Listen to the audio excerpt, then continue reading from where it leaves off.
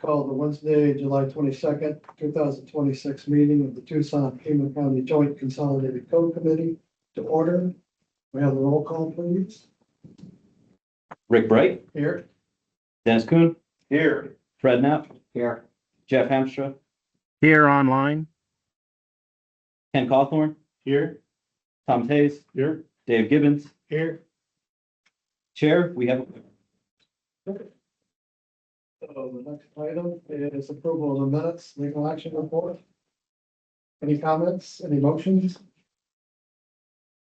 Shy.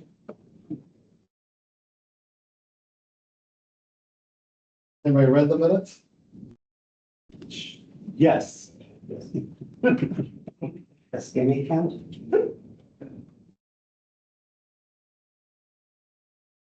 Somebody care to make a motion? This is Dennis. I move to accept the legal action report meeting minutes from Wednesday, June 17th, 2026. Okay, second? Second. Fred Knapp seconds.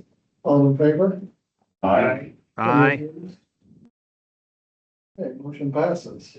Now we have the call to the audience. Mr. Chairman, members of the committee, thank you for the time. My name is Ben Garcia. I'm here today representing both the Arizona Multi Housing Association and the Southern Arizona Home Builders Association. A little bit out of line because I'm not sure. I see what you've got agendized on the IACC amendments, but I'm not, obviously I haven't heard that conversation yet, but I want to emphasize that my recollection, I've had the pleasure of attending these meetings almost all this year and last year. My recollection was the inclination of this committee initially was to forego adopting the 2024 code like Sahuarita and Arana and Oro Valley did because some of the elements of the code were so onerous. But then you made the rather solemn next decision to at least put forth some amendments to try and mitigate some of the tougher parts of the code. So that way it would be the elected bodies would not just approve it full clock. Our position obviously would have been to forego this round, to skip the ICC this year, but both organizations do support the amendments that you recommended. And anybody who's heard me speak knows that I can't stop speaking without coming back to housing affordability. Every elected body and organization in our valley keeps talking about housing affordability, and yet it seems to be a trend towards doing things that make building that inventory more expensive. City of Tucson just raised permits all across the board. Impact fees went up. And there are some of these elements, particularly in the residential code. I don't know, it's giving me an example of, let's back up a little bit. David did talk to one of our builders. And they said that in his opinion, in order to comply with the ICC, pretty much you're gonna have to go to all spring on insulation. So pretty much you're gonna be stealing that envelope pretty tight. And he's not really sure of how much the cost savings is really gonna be with automatic light fixtures. So I don't know if anybody's seen, if anyone's ever actually done a cost benefit analysis on how much energy those will actually save. I will tell you, it will be another one of the death of 1,000 cuts that increases the cost of building homes in our community, which is the last thing we want to do. So I encourage you to stand fast and stick with the amendments that you forwarded to the board of supervisors and just kind of stay the course. Thank you. Anybody else? Let's meet the guys talking. Give you a minute to settle in if you have anything to say. This is the call to the audience. Maybe online have any comments? Are we connected? We are, I believe, our online audience can still hear us, but we did have a communication from someone that could not join us. So I think Dan was going. Yeah, he sent an email and he asked if we could read it. His name is Jared Herman, and he would just like to voice his concern regarding the update to the Pima County approved standards for the earthen IRC and IBC structures. There are several areas he believes that could be updated. An allowance for unstabilized adobe and mortar. That is adobe that does not meet water absorption specifications for new construction. Type 1 Adobe is only allowed for the use and repair in small additions. Then allowance for vapor, permeable exterior plasters such as lime and clay, and an allowance for 2-story structures. And I can email this to you, Dave, so that you may have it. And that was his email, Mr. Chairman. Okay. All right, you're gonna send some information to Dave so he can Yeah, I'm gonna forward this to him. take a right look now. at that. He may wind up joining at some point during the meeting. I think he was also working on a statement, so we might give him an opportunity to speak again later in the meeting if he does join, if that's amenable to the committee. Okay. Anybody else online? Okay. Any of our guests here? Your chance to address this. Eddie? Thank you. Now we're here to listen. I'm not hearing anybody else. Hey, Juan, you connected. Oh, there we go. We are connected. Yeah, so all the sound is running through my laptop and Juan is just setting up for a presentation for the next agenda item 5. Okay. Well, not saying that anybody else wants to speak. I guess we'll move on to the next item. It's 4, which is the code enforcement bill with this bill withdrawn. This is Clayton with the City of Tucson. This appeal has been withdrawn. Please don't consider this item. Okay. On to item 5, IECC. So. Sarah? Chair, Joint Code Committee. It's an honor to be here again, and guests to listen. While we get our technology in order, I'm going to present in the team so that our virtual folks can see, but I too am connecting to internet. So stay tuned. Hold that closer to you, Sarah. There we go. There we go. So I will, while I'm getting this loaded, and just confirming everyone on the teams can see it. All right, You got a thumbs up. and we are able to go back and forth, which is even better. So just for folks that were here in the June meeting and listened to the May directives from the Pima County Board of Supervisors, so you mean the Pima County Board, reviewed and considered the proposed amendments to the 2024 IECC code amendments proposed by the Joint Code Committee. There was direction and conversation and discussion from the dais, from the Pima County Board of Supervisors, not from mayor and council, but our board chair did direct us to go back and do a 120-day revisit with this code committee and potentially planning and zoning if appropriate, and consider the alignment with the proposed IECC amendments and our regional climate plan and our county operations climate plans. So the board similarly has issued directives by way of resolution, and we partner with the city of Tucson and many other jurisdictions on a regional climate emissions strategy, by which we have a shared goal to reduce emissions by 60% from 2021 levels. And I'll go into kind of that data. I know we discussed it at the June meeting, but wanted to present it in PowerPoint so that you all can get a copy of these numbers and why we're kind of revisiting some of this and seeing where there's opportunities. Just underscoring that the Pima County Board of Supervisors has adopted the amendments, as has mayor and council. So we're really looking at opportunities and what can we come back to the board to better link these amendments with our energy efficiency and emissions reduction strategies. And so I want to underscore in this presentation, we're going to be looking at each amendment, and what you'll see is the amendment change and the deletion or modification of language, all of the concerns that you all listed, because whether or not we revisit this with planning and zoning, we will be providing a report to the board on the justification and or forward movement that we can align future energy codes with some of our climate or any codes really, but especially energy codes with our climate goals and strategies. So a lot of what you'll see is already what you've produced in terms of justification memorandum to our respected elected bodies, but also some discussion items. I'm doing this in PowerPoint so I can type notes at the joint codes direction on whether or not the item can be reconsidered or not.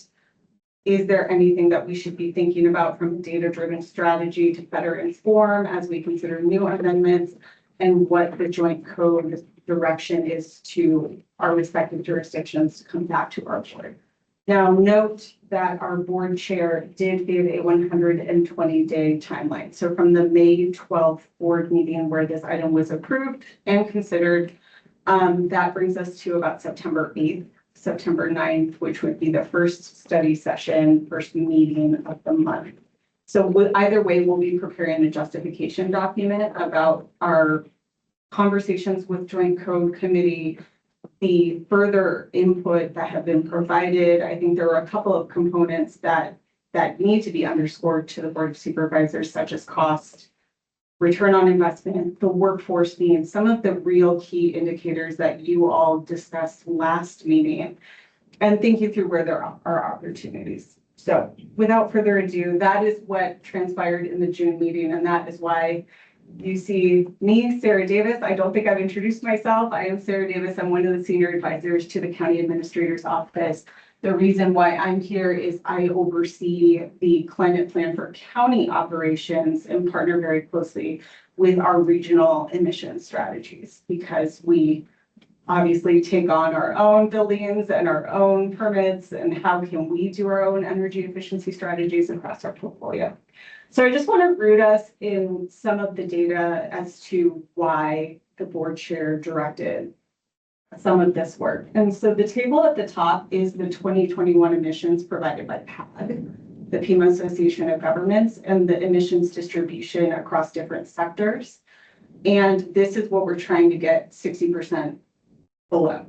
And so our regional cohort that is aligned with the Priority Climate Action Plan work that's funded by DEQ, a grant that we received from the EPA, include City of Tucson, Pima County, Oro Valley, South Tucson, and Honolulu. So we are all in alignment to think about regional strategies that drive that emission structure down.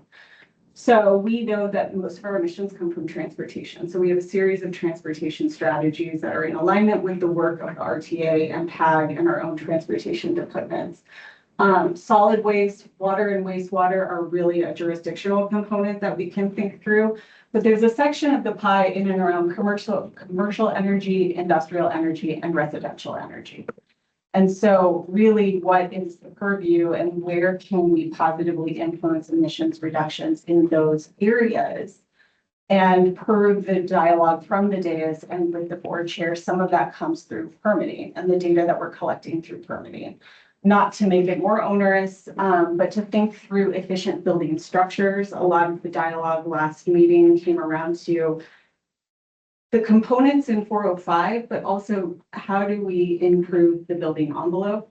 How do we improve windows? How do we improve walls and ventilation? And so the point of today's discussion is really to look at energy use across commercial buildings and across residential. And are those huge drivers of energy use already represented in the code? Because I think what we can do an improved job of when we come back to the board in that 120-day timeline is underscoring within the justification how many sections were retained in the code that demonstrate positive building improvement and the overall efficiency of the structure. And then talk about the components of 405, like the automatic receptacle controls, the automated light, the renewables. Wanted to underscore in some of these, we have legislative barriers. So some of the code does not align with Arizona revised statute or the Arizona administrative code. Similarly, what I did for purposes of this presentation is looking at the directives that come from 2024 in and around credits and whether or not those still exist. And can we mandate renewables and to be received renewable credits if those are few and far between or time bound? So I wanted to just underscore, we'll go through each component and we'll go through your modification, the limitations, some of the environmental impacts that we think about, and then at the bottom of each code section that has been amended, I have a small discussion prompt about whether or not we can amend it, whether or not we can switch it around. And in some cases, residential lighting being one, we don't have a recommendation to change it. So just know it's not, this presentation is intended to prompt discussion and alignment versus we would like to see everything changed. It's more so just thinking through how can we better link these to the codes and our climate plans. So most of what I'm going to discuss today, but again, the important thing is really, we're looking at commercial and industrial energy. HVAC, heating, cooling, and ventilation, we know is the primary driver of energy use. Lights is 10 to 15%. Automated receptacles can improve that, but behavior change is a huge component of that, and upfront costs versus long-term return on investment with increasing utility costs is another thing that we don't have predictive modeling for that yet. And in some ways, our utilities are still figuring out rates and their 3-year plans that are going over to the ACC. So just high level, these were provided, I think, to the Joint Code Committee by our City of Tucson and Pima County representatives, just comparing the codes and the amendments. So we all have previously been operating under 2018, and we know based on a study that 2024 shows a 16.5% improvement overall in energy efficiency. I think we need to underscore that to Pima County Board of Supervisors and Mayor and Council. And the 2024 compared to the 2021 shows 6.5%. The top bullet is really what we're looking at. And of that, we want to underscore how much of that is retained. So of that 16.5%, energy efficiency is a lot of it in 404, 408, the building envelope components that are already there, not necessarily 405, where we have hyper specificity on automated receptacles, solar, renewable energy generation. So we know through that study. Hi, Chris. I'll get you the chair. Well, there's Here. one left, better. So based on the study that was conducted, that we provided, I think, to Joint Code Committee previously, is where across the code can we show improvement? And so we know that the minimum wall R value, that's not included in 405. So that was not deleted. And so we want to really underscore the energy efficiency improvements across the code. And the minimum percentage of high efficiency lighting, 90 to 100%. Section 408, importantly, with the additional efficiency package, using at least 2 increased energy efficiency measures like heat pumps and furnace AC cases, those are largely retained. And the new requirements for automation, this is where we really did amendments. So this is what we're focusing on, but there's a lot of really good improvements that we want to underscore to our elected bodies and continue to be data-driven about it and measured about it before we start implementing additional considerations for 405. Now, today I will underscore that there's a lot of interest in the 406 component that was modified, and that really is the size threshold. And we'll spend most of our time talking about that and getting real input from the Joint Code Committee.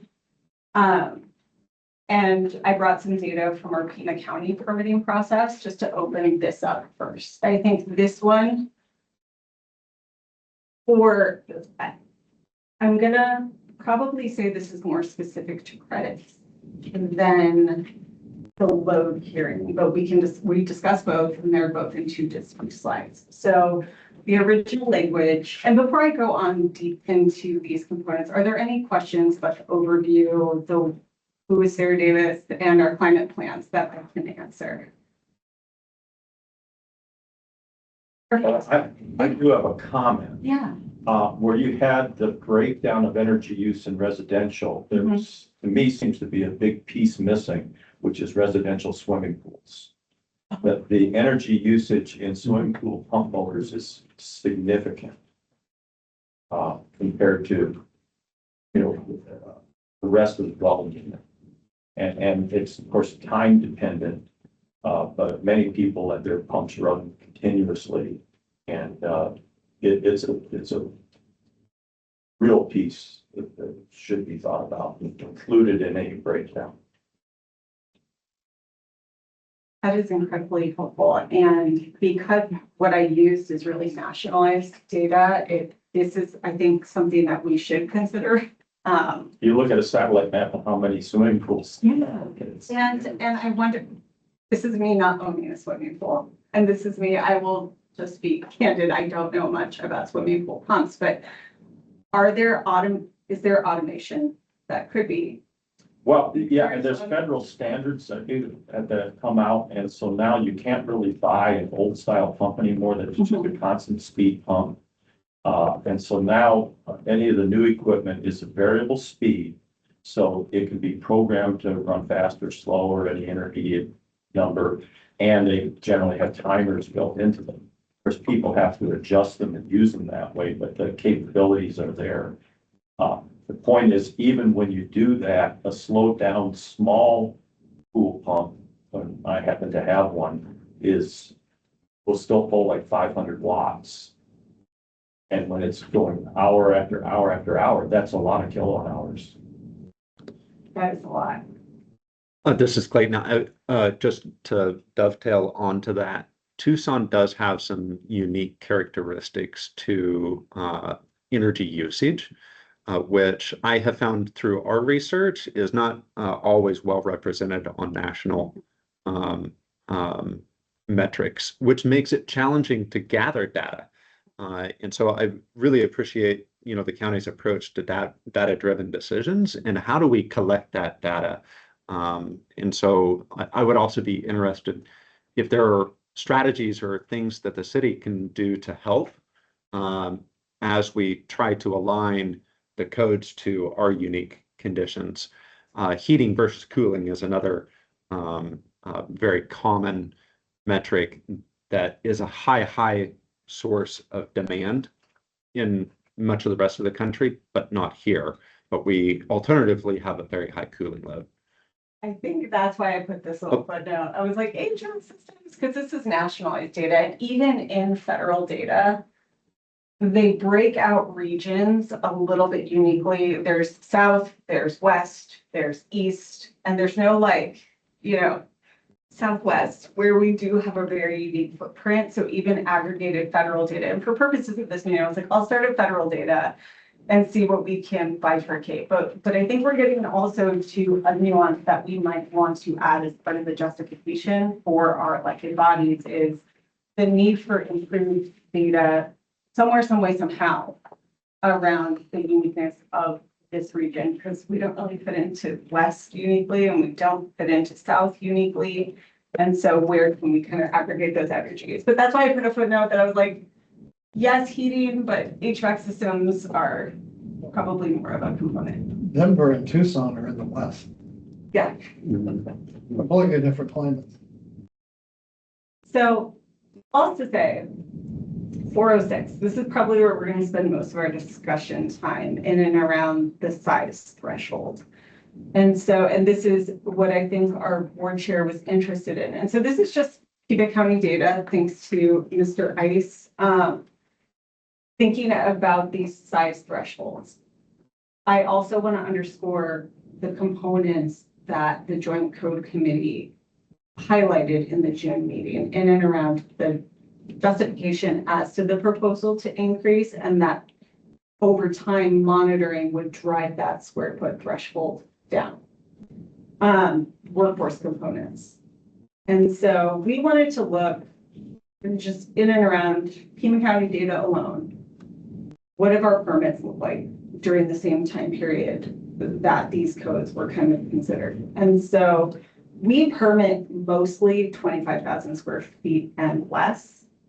And of that 25,000 square foot component, most of those are hitting in the 1,000 to 5,000 square foot or less. So they do align based on our permitting history. They do align a little bit more here. And again, I'm talking about credits specifically, because I think this is an opportunity zone. I think the second part of it is a little bit trickier with the lower threshold square footage, but the energy credits where it's kind of a menu of options. And if you have opportunity to implement a few, knowing the energy breakout such as HVAC systems, improvement, and you can pick two of those components. So I think this is something for the Joint Code Committee to discuss about, is there possibility from purposes of the credits on 406 to comply with 406 1.1, 1.1.2, and 1.1.2? Is there an opportunity to potentially modify the square footage threshold for credits? So this is Ken. The reason we picked those credits was primarily cost. The cost of just complying with it, just on the design side, with just the energy, or just the energy portion, not the load management portion. It would increase our design fees in the neighborhood at a minimum of $5,000 a project. And so that's where we were thinking, okay, so if you got a 2,000 square foot project, our fee's gonna be, our mechanical, I'm just looking at our mechanical fees that are typically around $2,500. Okay, so for $2,000, about $1 a square foot, let's say. So now if we're even 5,000 square feet, we're gonna be doubling that just to do this compliance part. So then what that also means is construction wise, we always look at it that what we're adding then to comply with this, we're gonna be adding either a DOAS unit or which is a 100% outside air unit to temper the outside air and filter it before it gets to the units, or in some kind of heat exchange system to take the exhaust, run it through a heat exchanger to kind of get those extra points. There's the other extra points we'd have to get that are electrical, and my fee did not include what electrical's additional fee is going to be, or what the architect's additional fee is going to be. So it could be 3 times that by the time it gets through everybody. So, but on the mechanical side, if then we have to add this equipment, that's going to probably be in the neighborhood of, I would just as an estimate, 10 times what our additional fee would be. So if we are adding $5,000 on the mechanical side, we might be adding $50,000 to construction. So again, for a 2,000 to 5,000 square foot tenant improvement or building, it'd be a new building. Sorry, this is new building. It'd be a new building. That could be a significant burden on an owner. Whereas if we do it on a larger building, now that additional cost gets, appears smaller. It's still an additional cost that they're gonna have to pay, but it would just, we're not doubling their budget or going 50% more than their budget. We're going a smaller percentage more. And that's something that's relatively easier to accept. So the other thing we were saying that we would probably do to show compliance is just because it's easier, is we would just do an energy model. Because for about the same fee that we would charge on our side, the mechanical side, to document go through the com check basically on 406 and go through and do that whole section. We could probably just do an energy model and show compliance much easier. So we would probably do an energy model. Energy models, we used to do ourselves, but now it's got to the point where we do them so infrequently that we've been farming it out. If this comes back, we might bring it back and do it in-house. But in farming it out, we spend anywhere from $6,000 to $15,000 on an energy model. And that's typically what Quest Energy up in Phoenix, we work with them. And those are their typical fees. The lowest we've seen them charge is $6,000. The most we've seen them charge is $15,000, even if it's a 200,000 square foot building. So that's kind of the range of fees we'd be getting for them. And then if they determine through the energy model that you can't comply, so we have to start adding various mechanical, electrical, architectural things, then that will impact the construction budget. So that's kind of how that's kind of how we chose those thresholds. Not necessarily by the number of, we did look at the number of permits that were being drawn, but it was primarily the costs that were driving it. This is Fred, and we were also talking about who's going to gather all that information on the back end. Who's going to validate that and where are they going to put that data? And, and the question was, will they? Unless it's a large facility and they're going to have a tremendous amount of savings, the smaller facilities aren't going to do that. Yeah, I think that had to do more with some of the things in 405. Yeah, but 406 has some of that too. And realize all this equipment, the mechanical equipment is getting more expensive and the electrical is getting more expensive anyways because of these codes. So, all the mechanical equipment now is using ECM motors, variable frequency drives, all the stuff that they're being forced to use to get their energy use down. All that stuff is driving the equipment costs up, the maintenance cost up, and everything else. So even though the energy costs are coming down, everything else is going up significantly. So, for instance, we all have condenser fan motors on our AC unit. Those used to cost a few $100s to change it out. Now those cost anywhere from $2,500 to $5,000 for a condenser fan motor. So, and those will last, you probably last like 5 years. So you're going to be replacing, so you're spending again, a lot more money on your service and maintenance than you used to, which is, I think, what the energy code is driving to, is to try to force people to, clean things, maintain them. A cleaner, if you just maintain your equipment, which most people don't, it's going to operate more efficiently. And I think that's what they're driving. And what's going to force them to do that now is if you don't do that, it'll fail more frequently. So. Dennis? Yeah, Ken's right at the end kind of hit on what I wanted to comment on, this, Dennis. So you have to put more equipment in to meet the code, but that equipment has a lifespan.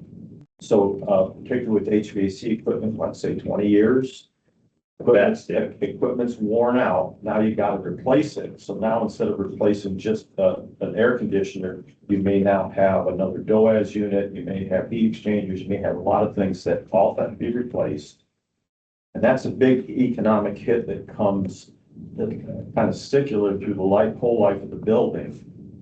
And I think what happens a lot already is when the equipment needs to be replaced, people don't get permits for it. It just happens. And I see a lot of old buildings that had complicated features in them that have been defeated over time because they stopped working and it's too expensive to fix them. And so the codes, and it's not just the energy code, but all the technical codes seem to embrace all this new technology. But as it becomes more and more complicated, it's just like getting our meeting started with the electronics. Things don't work and people can't afford to fix it. So I think that's a factor in it. A simpler design that starts off with a good energy savings, a good envelope, efficient equipment, but that's relatively simple. That's going to get long-term a better overall performance than something that just isn't going to work when it gets old.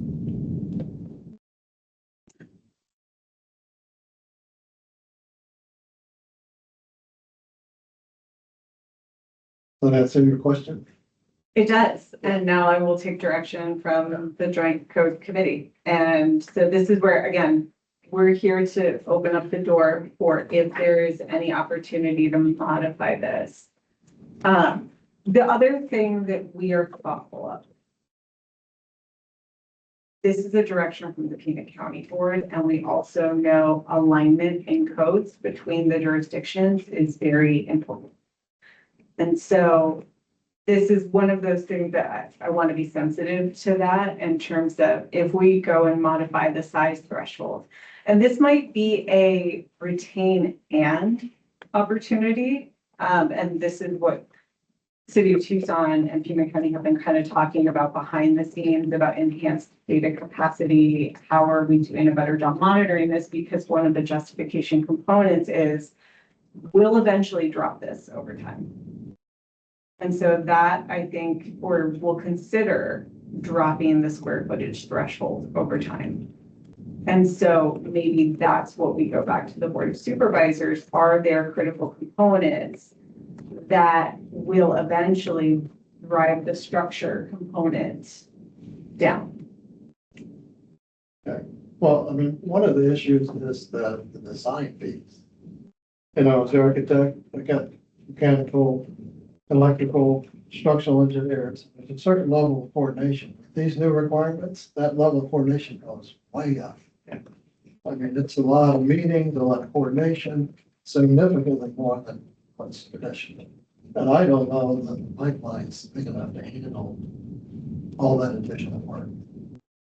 Because if we're all doing more work, that's less projects and design and build. And this is Fred, same goes for construction too. As we put these into place, we're having more and more meetings, more coordination meetings between controls, you know, mechanical and the operations. And the problem is that a lot of times the tenant or the owner doesn't operate the same way from month to month and month to month. And we build a lot of resource facilities. And so it's all over the place. And so we have to completely rechange all the settings all the time based on what kind of research they're doing in those facilities. So, yeah, I mean, it's a snowball effect, basically. Right. And so there's just not the qualified engineers out there. These guys can tell you, you know, they're constantly looking for qualified engineers to hire. So this is Ken. The other thing we didn't even touch base on is section C 406.1.2, which is the load management and renewable energy. So that one, which is part of that, that one is really requires a full control system that then monitors the building demand and then reacts to it by you either get points by on the HVAC side, either turning your temperatures up, on the electrical side by dimming your lights, or on the building side by shutting blinds as you get close to your demand. And so that requires a full control system, which gets so that adds a considerable cost to what that would be a 5,000 square foot building. Now, a lot of those costs, when you have a 100,000 square foot building, are already there. Now they typically might have already a control system that can do these things. But for what would be a smaller building of that size, I don't know of anybody that has that kind of control system in any building of that size. To build on that, I want to underscore that we actually suggested that the deletion be retained or make it optional. So I think for the load management, and if we look at data around, you know, these size facilities that are 50,000, I'm thinking about warehouses, like warehouses, big unoccupied buildings, probably designed to have some automated features, some level of components that can better support renewable generation on a facility that's unoccupied, for example, or timers or, so in this case, for load management and combining it and aligning it with the environmental impact. This is something that we can start to measure if we think about, and this was a discussion with our board. And when I came to this committee in June, the conversations of emissions modeling came up. I was very hesitant to go into the emissions modeling for things like small businesses that have types of workflow that are all over the map. And we actually looked at our permits of 25,000 square foot or less. And, we're thinking small scale hoteling. We're thinking doctor's dentist's office. We're thinking, very different types of workflow for commercial facilities. But if we think about warehouses and if we think about these large, so I actually, for the load compliance, proposed that we retain the deletion or make it optional. If people wanted, if I have Sarah Davis's business Y and I feel very compelled to do a thing, then I'll start monitoring my energy. But there's a compliance component. Who would they report it to? And so I think compliance is something I'm sensitive to in terms of how would we be getting it? Because once we issue a permit, how do we go back and check for this component? So This is Clayton with the city. I just want to also outline, I love the optional component. I'm a big fan of options because there's a million different ways to do things, especially when it comes to buildings. So providing flexibility for applicants, I have found is very beneficial to their ability to adjust to their clients' needs or their unique circumstances. All applicants have the option of increasing energy efficiency or doing more. So it will always be an option to do more or to have a more efficient building or to have additional features. So I would also challenge the committee to consider how options can also potentially equate to trade-offs.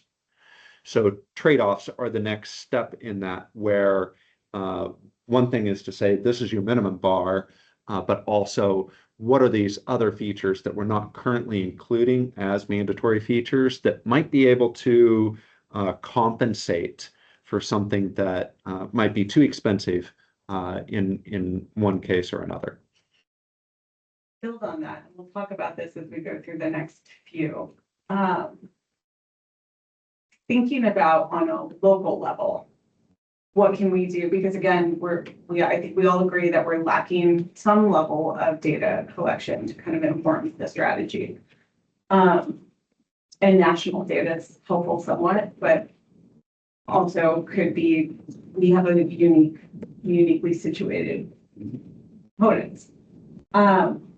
So we'll talk about optional, and this is where I've asked our Pima County team and our city of Tucson team, like, what could we do? Like, if you had an energy efficiency menu and incentivize it locally, I don't know what that starts to look like and how many people choose to do it or don't choose to do it versus it being mandated in the IECC. So just to add on to what Clayton said, I think there could be things to explore, but so how do you go about collecting this data? I mean, we're missing data for Tucson. Right. And we need to somehow collect that. So we have permit data. Yeah. We have emissions data that's coordinated under the Pima Association of Governments. Energy use we can back into based on square footage and kilowatt hours, but that's still, I actually want to document methodology and look at other jurisdictions that have started to do this, because that's something that needs to be more of a best practice, that everyone's like, oh, I understand how emissions are calculated, versus us jumping in and be like, we're going to do it right now. That being said, while it's new, I'd like to challenge our work in the climate space to start to align better with our own localized permitting data to, whether maybe I come back every year and I'm like, look at what we found out. Just for purposes of that kind of regional pie chart of emissions where we can fix our own buildings. We have a whole lot of them in this downtown footprint. We can build renewables on our property because we got a whole lot of space down on Aho Way that has an opportunity for renewable strategies, and we can choose to do that. But in terms of commercial buildings and industrial and residential, we really don't know a whole heck of a lot, and residential even less so. But if we think about things like emissions that come out of warehouses, that's, I think, lower hanging fruit that can be equipped to do things like that. And so this also might be iterative in terms of the data collection and how we look into it. But Well, it's interesting. There's one federal program for commercial buildings. I can't remember what it is. But part of the process then is you build it, you find all these standards, and you take a year's worth of data. And if you don't meet your goal, you don't get certified. Yeah. So there's some real consequences. I think a lot of this stuff doesn't get properly built in the field. And that's my concern too. And that's why I try to walk a careful balance around code versus, because performance matters. And the nature of this is well intended to kind of make a building less expensive for a tenant. You know, so if you have an energy efficient building, and we are watching rate cases happen all over the state, we're seeing longer, hotter summers where buildings, big buildings need to be cooled a lot more. I think National Weather Service, we did our recent annualized data, and over the past 5 years, we've added an entire month of 100+ degree days to our year on average. So we're seeing hotter Marches, we're seeing hotter Octobers. And so we're thinking about energy efficiency and performance with the intent of the resident or tenant in mind as well, and cost savings in the face of rising utility costs. It's a very nuanced data set, also say we're getting away from the code component, but this is where, you know, our team starts to step in and start to think about ways that we can make it easier or better. So in the interest of time, One quick point before we move on. I wanted to point out that both the city and the county have had a net zero energy program for quite some time. The city has had very low participation in that.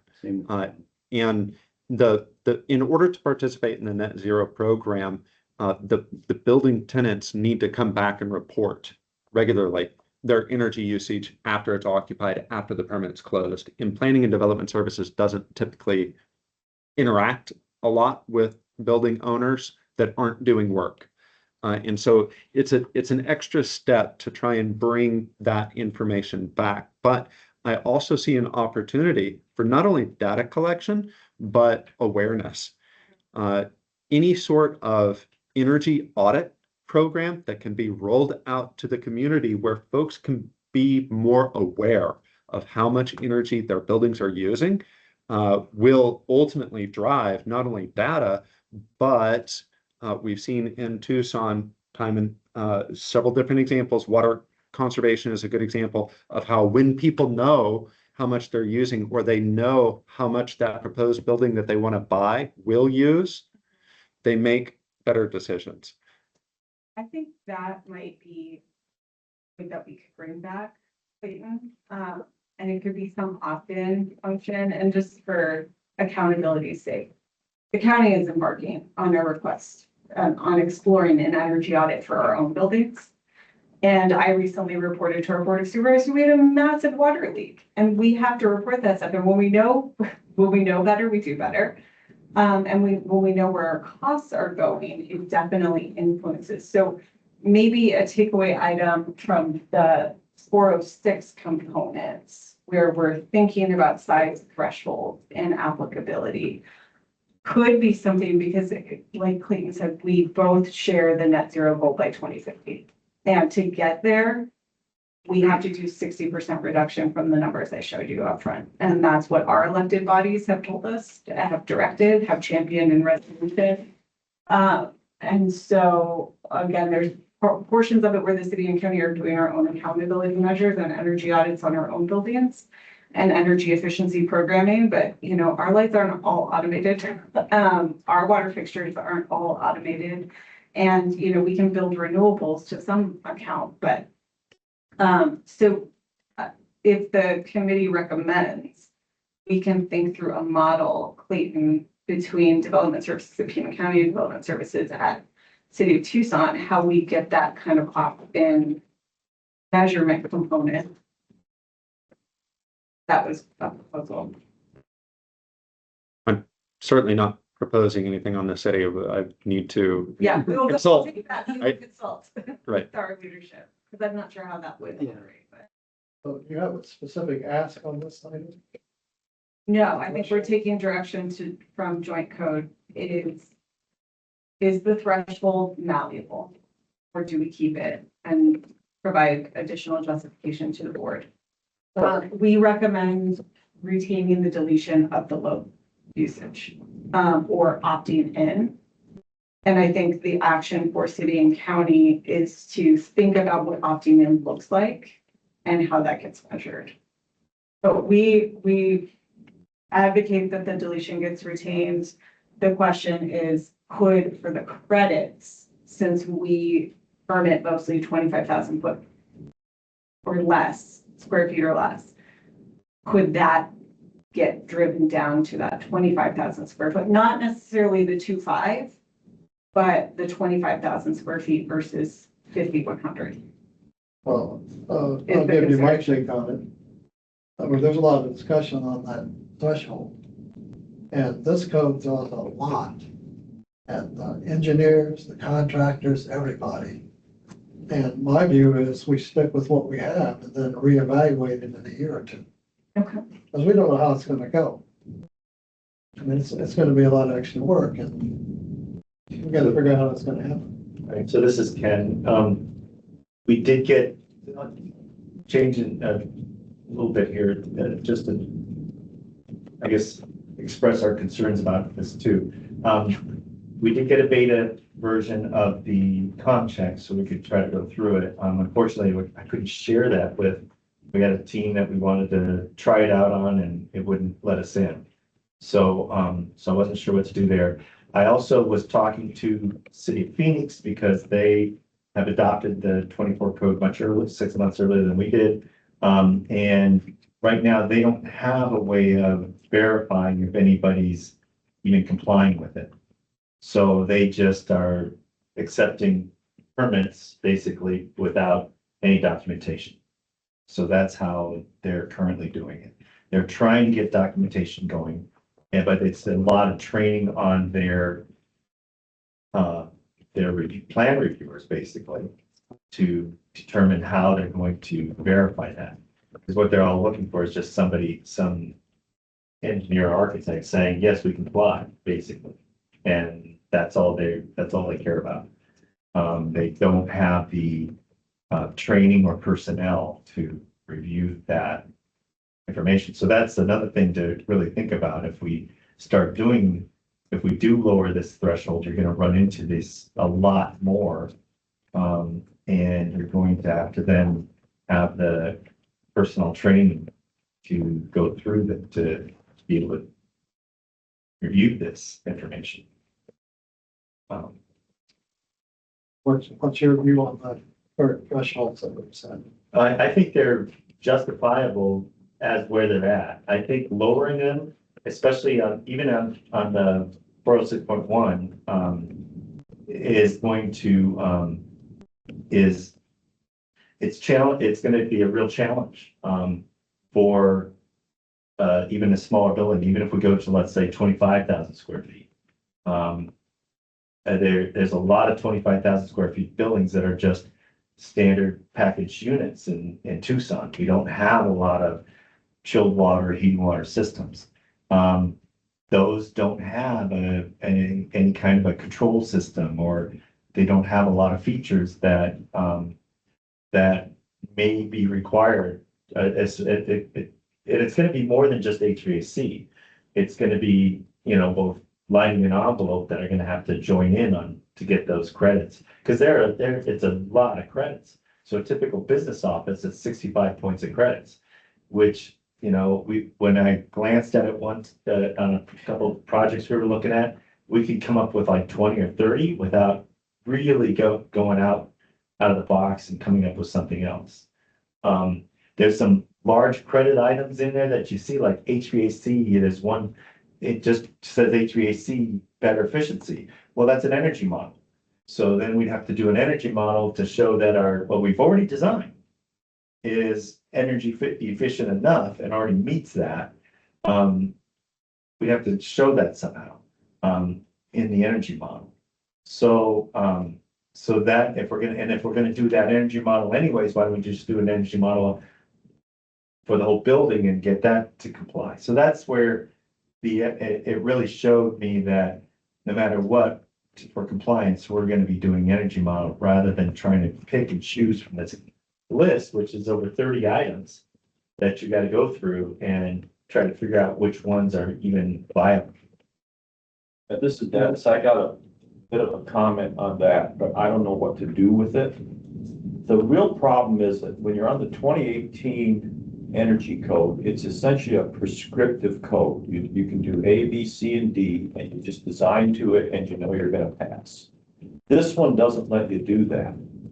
And if we could keep the thresholds higher, what that does is all that extra design time gets amortized over a much bigger project so that it just isn't as bad. It's really punitive to tiny projects. But you know, how do we come up with a prescriptive method that maybe would provide a little more efficiency in those small, get some of that percentage that you want to get of the savings? But I don't know where to begin to write what the numbers would be. Right. And I think I've noticed electrically, some of the lighting power allowances have actually gone up in the 2024 code compared to the 2018. So now I can use more energy in the lighting fixtures. Well, I'm finding I've designed, you know, for 6 years now under the 2018, and I rarely hit the threshold there. And now they're letting me go up higher even. So, but then we have to put all these complicated controls that take a long time to design, are expensive to build, and are likely going to break and nobody's going to know how to fix them. I'd like to have another prescriptive method that just says I can do something simpler and it'll still get us that energy savings. That's, I think the whole thing that they're trying to do with the code is just going in the wrong direction. Yeah, so this is Ken. It's similar to what, you know, LEED, you know, when LEED came out and LEED was, and then the city and county say it's mandatory, you have to do it on all our buildings. And unless there's some reason not to, and it's rare with all the city jobs and county jobs we've done. I think we've done one LEED project for them because it usually it's too expensive, and so it usually gets taken out just because just the documentation portion of it more than doubles our fees, and the fees get so high that they just say, you know what, we're not going to even say it's mandatory because we're just can't afford to do it. We don't have the funds. And that's what we're now being forced, we're down, because this looks exactly and sounds like LEED. I mean, it's got these multiple choices and you have to pick and choose to get the number of points, which is exactly what LEED was. And so now they're forcing us to basically do LEED certified buildings everywhere, which It's is doing the method to do right, that, which is is all the time it takes to get there and Right. initially plus extra things you have to do later. I want to bring it back to lighting just a bit because back in 2018, it was very common that the LED lighting might be providing 100 lumens per watt. Well, now we're seeing lighting that is 140 lumens per watt. That's substantially more efficient. And so what's happening is the products are getting better, and it's the same way the air conditioning equipment is getting better. And so we're getting improvements even without doing all this extra design work. Yeah, mechanically, it's a little different. So mechanically, yes, we have got more efficient machines, but now we're getting less efficient refrigerants. So we're trying to get away from these different refrigerants, which is making our equipment less efficient. And tighter buildings need more outside Right. air. So for instance, we used to be able to get some pretty high efficiency units. Now we don't have the choices. We only have like for packaged equipment, which is again, the majority of what we see in Tucson. You only have one choice, one efficiency choice, and that's the one that just meets the minimum requirement. They don't have a higher efficiency even options for rooftop batteries. Or is the whole point, it has to go beyond, the regular RTUs just won't cut it anymore. Correct. So that's And what you're. so then does the code have to go the next step and mandate something more efficient than that? So yeah, you're gonna take that cost Right. hit, but then you have to accompany that with all the extra peripheral stuff in designing it, or can you just design the system and say it's good? So then you're going to these DOAS units with these mini splits everywhere, is what they're trying to get you, the push is for. We'll realize these mini splits. And Jeff Hamstra could jump in here, but most of the people I know, those are throwaway pieces of equipment. They're so small and so hard to work on, parts are so hard to get, that if they fail, they just toss them. Is that what you've been seeing, Jeff? Yeah, absolutely. I mean, it definitely becomes more of a complete replacement rather than a part replacement type of scenario with that type of product. Right. So and then even with the DOAS equipment, it's got so many, it's so advanced on how to operate it that now contractors like Jeff have to go to get certified to do that. So now they're gonna charge more to the. Well, they have to, because it Because their cost. yeah, they have to be especially trained to just be able to operate it and turn it on for the person. And the local people that are running, that own it, don't even know how to they're not trained enough to know even how to operate it. So That goes to a point on the square footage threshold. When you look at really, really big buildings, you oftentimes have an operating engineer in the building. correct, Someone that actually wants that data. And even if the code didn't say put the system in, they'll do that. But once you back down in size on buildings, I mean, I've gotten involved where we're gonna do an addition and double the size of a building, and we'll take a tour. And one time I went to a small medical building, they were gonna build a second building, and I talked to the office manager and I asked about, because I noticed they had a pretty fancy lighting system, and that building even had a control system. And she said, please don't do it again. right. I don't know how to program that system. I can't make it work. Number one. Number two, I asked her, well, and what about all your lighting? Who does your lighting? She said, well, I have to go to Ace Hardware to buy the light. This was back when it was a fluorescent lighting the building had. And it's like they don't have personnel. So now you're laying this, okay, we're saving energy, make their electric bill go down a little bit, but then you're spending the money someplace else. Well, and if we're saving energy and we're annoyed by the type of equipment, we're gonna use alternate equipment. And this kind of gets the automatic control. Yeah, that's- visuals. Yeah. And so that's a real barrier. I do have a follow-up question though, from something Chairman Bright said and, Mr. Kuhn and Mr. Cawthorn all kind of touched on this. So I think what the recommendation is from joint code obviously is to keep the thresholds. And there's some sort of evaluative conversation that we're having, and I'm not quite sure what the joint code committee would want to see from evaluative work, because I think we can champion coming back to be like, is there a better prescriptive methodology? Because again, I'm also thinking of the menu of options, and now you've got a bunch of different facilities under 25,000 square feet, and everybody has a different configuration and permutation, and that's where Band-Aids start to happen.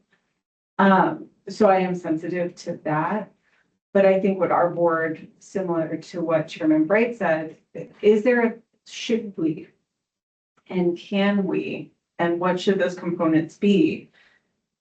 When we're test running this 50,000 square foot, 100,000 square foot threshold, what should we be reporting back on to see if there is opportunity? Because I think direction from our chair and the climate plan, is there ever, and if so, what would the data, what would compelling data that this committee would need to drop that down by even 5,000 square feet? I mean, it doesn't have to go back down to 2,000 square feet. But what data would we have that would compel the committee, or what would you want to see in that kind of, like, we're going to set it up here because we want to monitor it. and see if there is ever opportunity to reduce it. What would those elements be?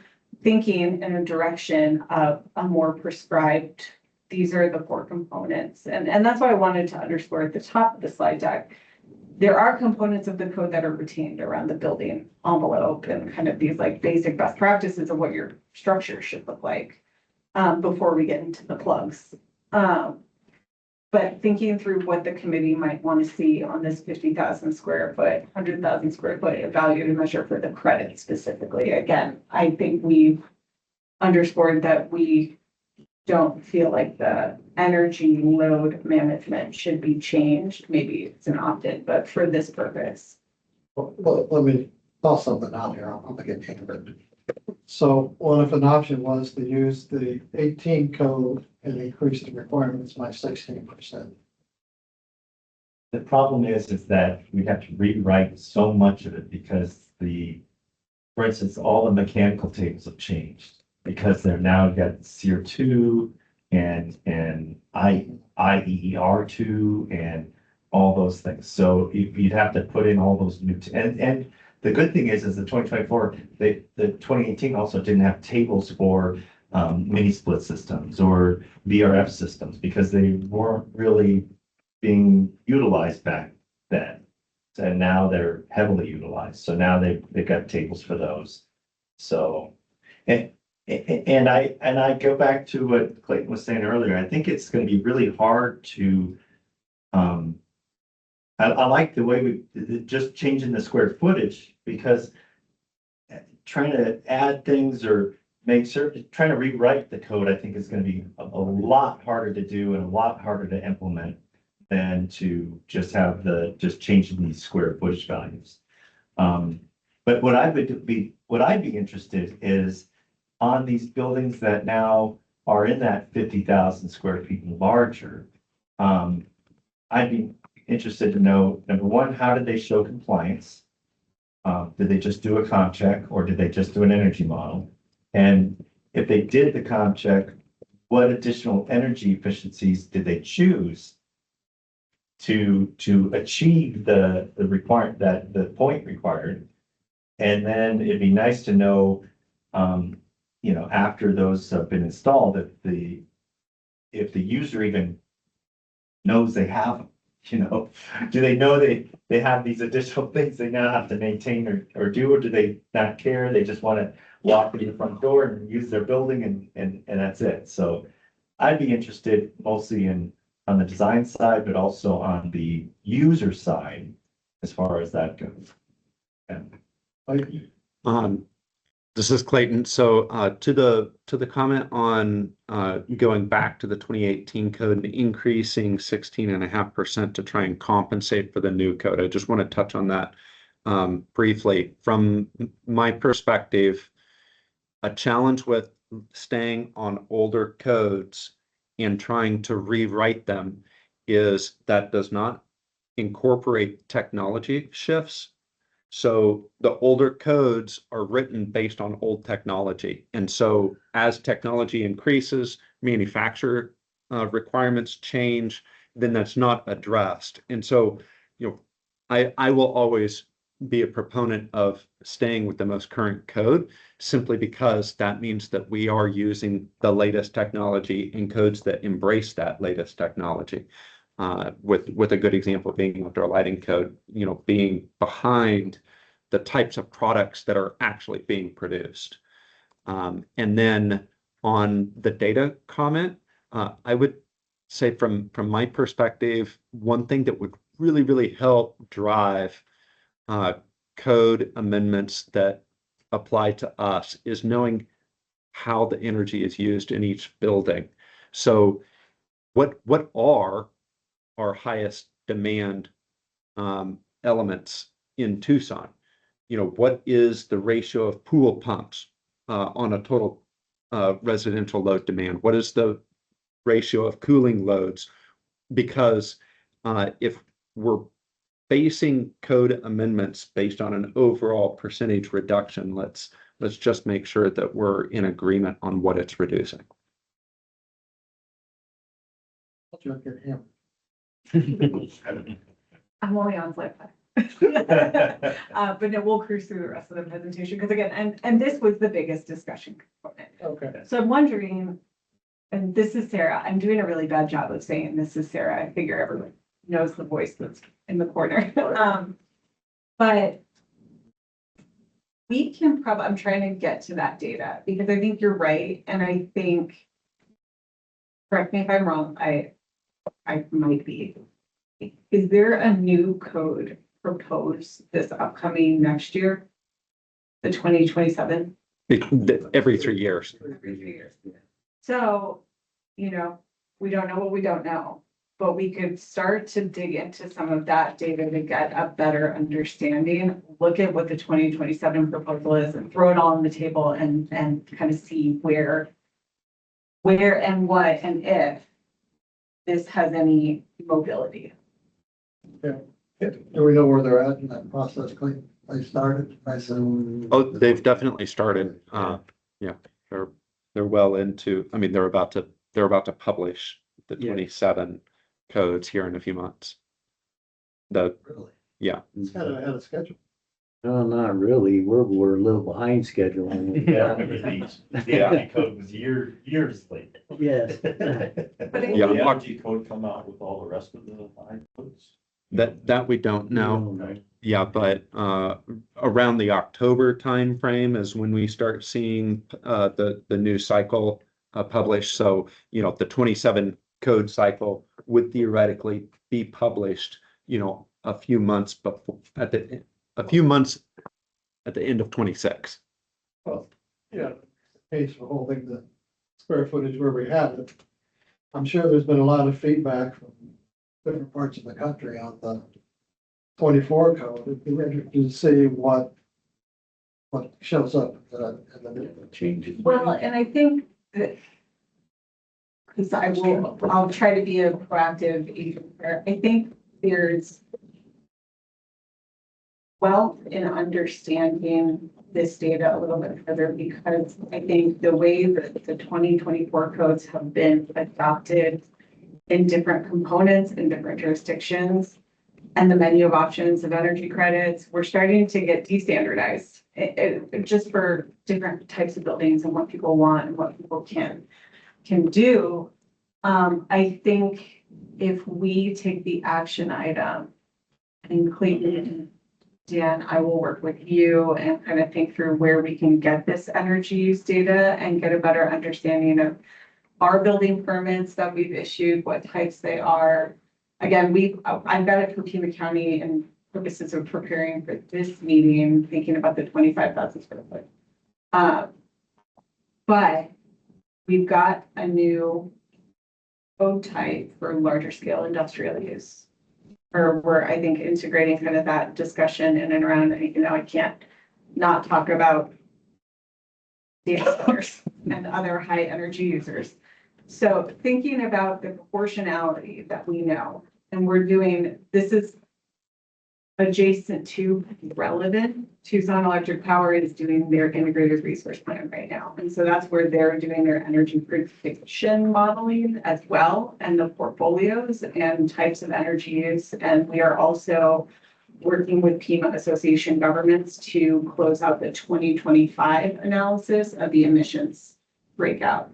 So we can prepare something in alignment to bone the runway for whatever the committee considers in reviewing the 2027 plan that might be released. How does that sound as a action item for us from the code committee? Yeah. Goodness, Ken here, because we've been relying very heavily on those two. No, I'm always open to getting more information. This is Ken. Yeah, no, it would definitely be helpful. And I'm very curious on how Phoenix is, because they have no amendment to section 406. So I'm very curious to see how they are going to respond. And that'd be a good place to get most of your data. Right now, from what I understand, again, I don't know if they're complying, they don't, according to them, they're not really checking it. So we don't know if those projects that are going through are even in compliance. I wonder what happens with third-party plan reviewers.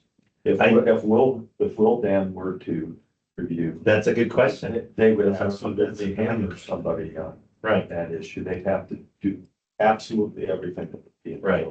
I would think so. I would think so.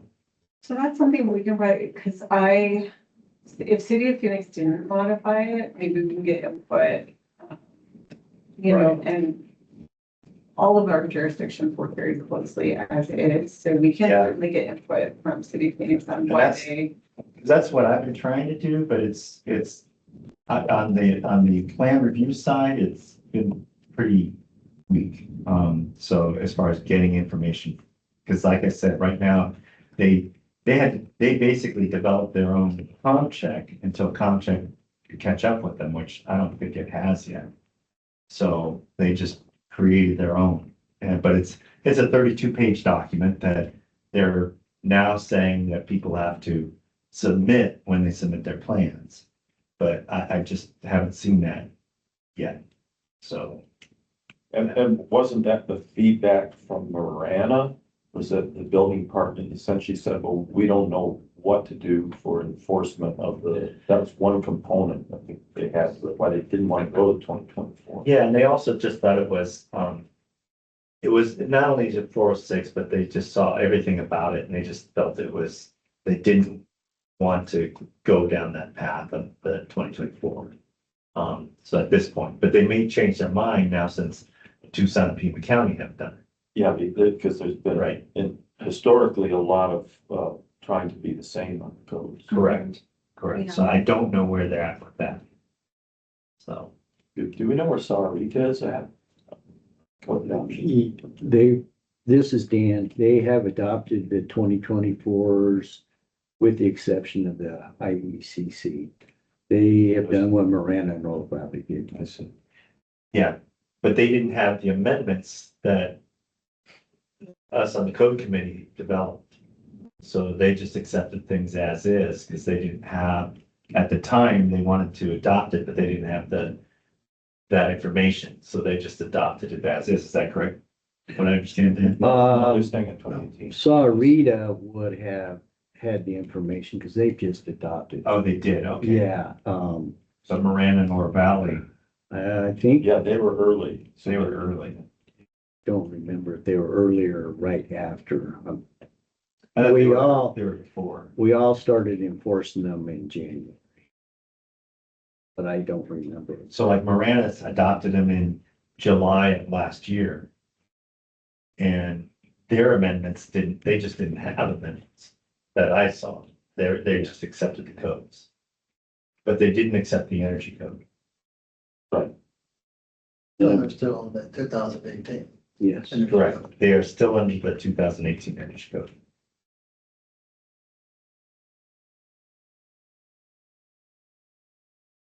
So we have Pima County, City of Tucson, we have identified our action items for joint code to come back with extra data on the threshold and the credits.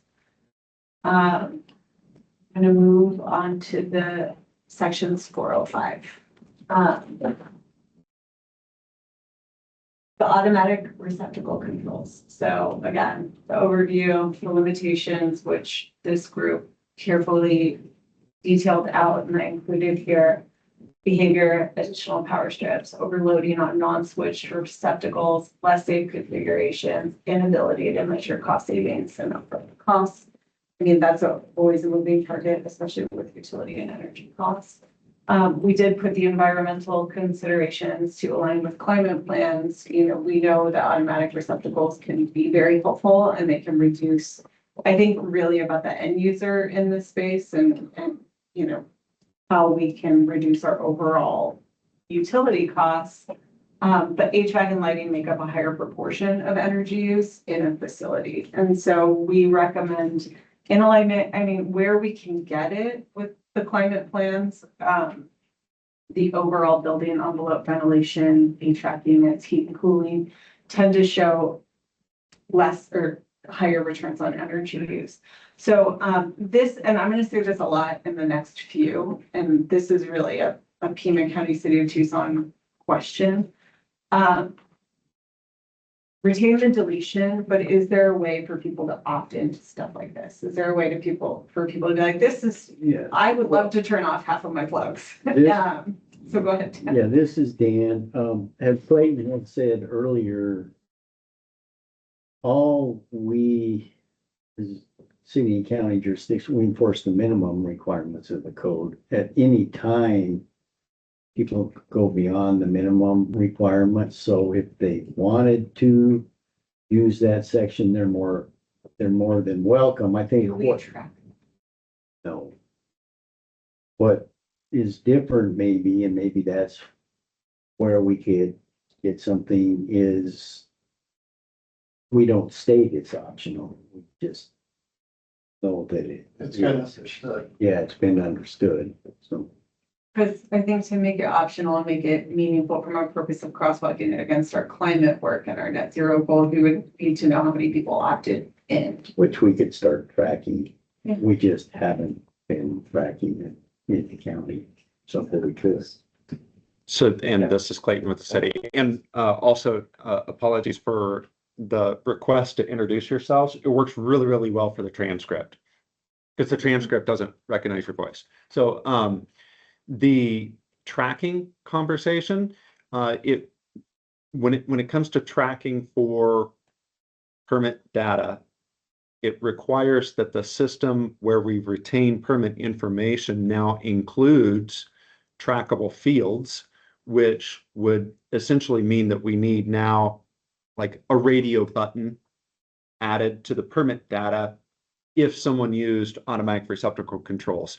But if you think about like how many radio buttons we might need to add for all of the different features, we would heavily request that anything that we add to the system is also justified, because the greater complexity on the system, the greater error or potential for errors and other things. And then circling back to the data conversation, I think when it comes to automatic receptacle controls, there's another metric that I have not seen yet, and it might be out there, I just haven't seen it, is how much electricity is saved with receptacle controls. There's a lot of data on demand or loads of receptacles, but is that consistent with the time of day that the building is occupied? For example, if receptacle loads are 16%, how much of that 16% is while the building is occupied? Because this feature would essentially say that we're reducing electrical loads when the building is not occupied.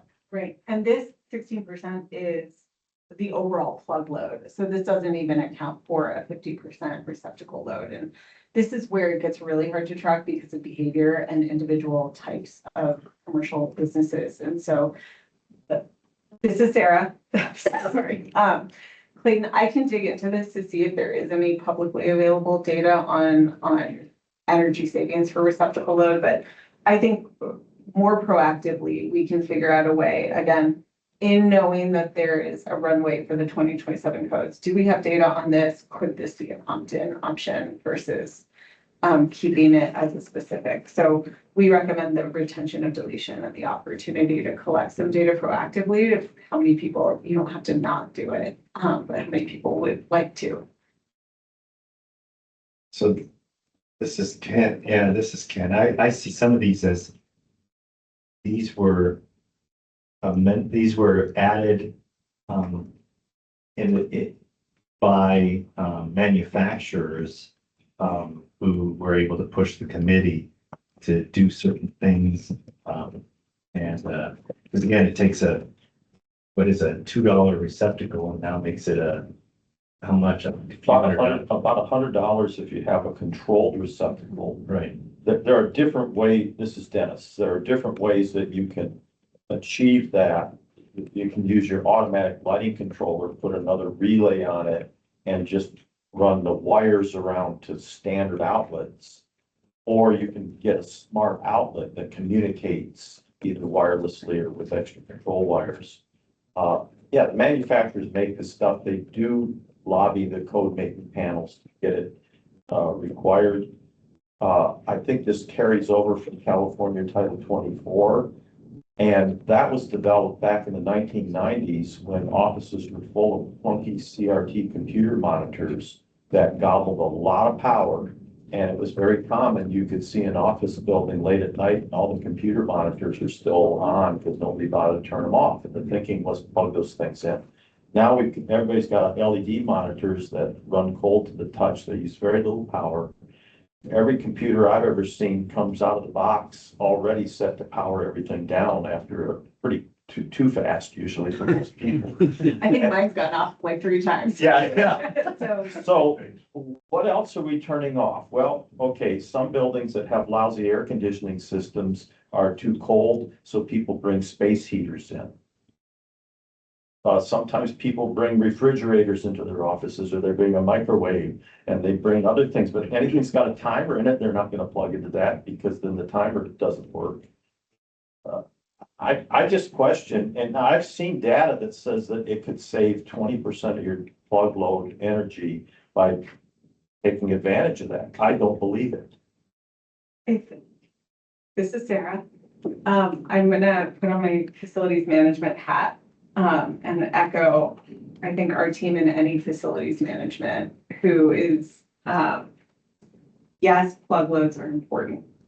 If we're in a 20-story building and one person comes in and we've got to turn on half of a 20-story building so that we have AC running, we have other components that are bigger energy cost savings. And the heaters, I think anyone in this building, like, I just think of space heaters. We have policies against it because people try to bring in all sorts of creative things to plug in. And so I think behavior is such a driver of the plug load conversation that it makes sense in more specific types of commercial facilities, such as warehouses that aren't occupied. High energy users where you don't have a lot of human interaction going on, because people are going to change the dynamic of whatever an automatic receptacle can do. But again, I think proactively, we can certainly have people opt in. But I have to laugh when I hear space heaters and personal fridges, and I think our facilities manager is just like, I told you so. Like, one step further beyond that, something that I haven't seen but I'd be very interested in is how some energy demands are displaced, especially following the pandemic. So during the pandemic, when many people were sending their employees home, they started saving a lot more money on their buildings. But does that mean that energy was saved, or does that just mean that the office was saved? Because if people are now working from home individually, and now you've got 10 people working at home at a lower efficient rate of electricity than all working together in an office building, are we actually saving energy, or are we just displacing it to a different building?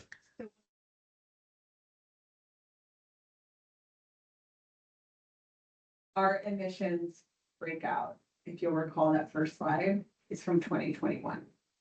We see residential is a higher emissions component compared to commercial and industrial.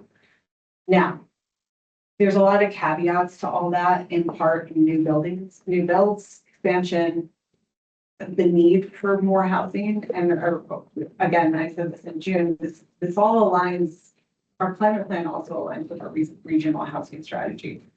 How are we better weatherizing homes, like older homes? But there's caveats on energy use to all of this. And again, to echo Clayton, our baseline is 2021, and where were a lot of people in 2021. We looked at that with our water use across county buildings too, which ironically increased when we were in that pandemic period because of the need for cooling and airflow.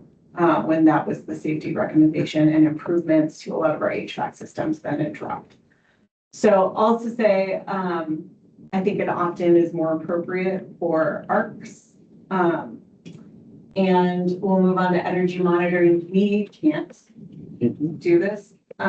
So this is, It was cited for Arizona Revised Statute 9-500 but that's specific to cities and towns.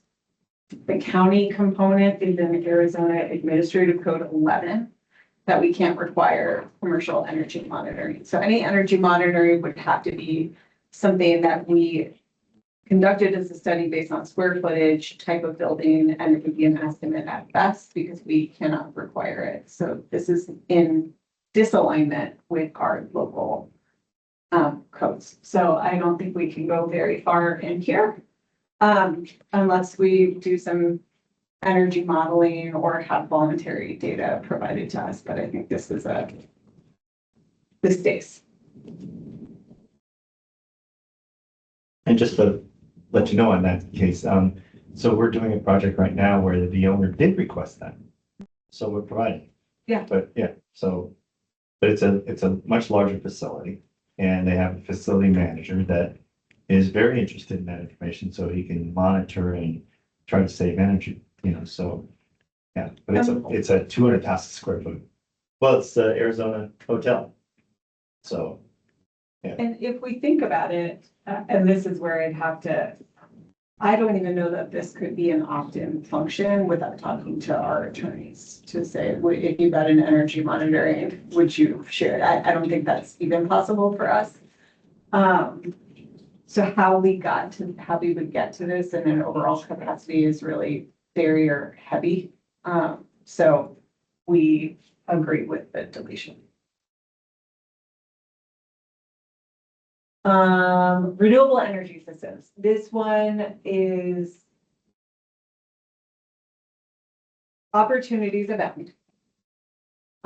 We know with renewable energies, it's especially here, it supports a lot of grid resilience and getting kind of heavy, especially with heavy users. If we think about that large square foot threshold, big industrial uses, it promotes grid resilience, especially in high heat times where everybody is using the grid. Where I trip up a bit on the way the code, the IECC is drafted, and this is why I just wrote opt-in as the option. It specifically ties renewable energy generation or readiness to credits that were previously offered by the federal government. And in some cases, those still exist, but in a lot of cases, they're due to expire. And so depending on when we opted into the next code, we might be setting builders and businesses up for failure if those credits don't exist. And there's been kind of shifting federal government direction on some of those between administrations.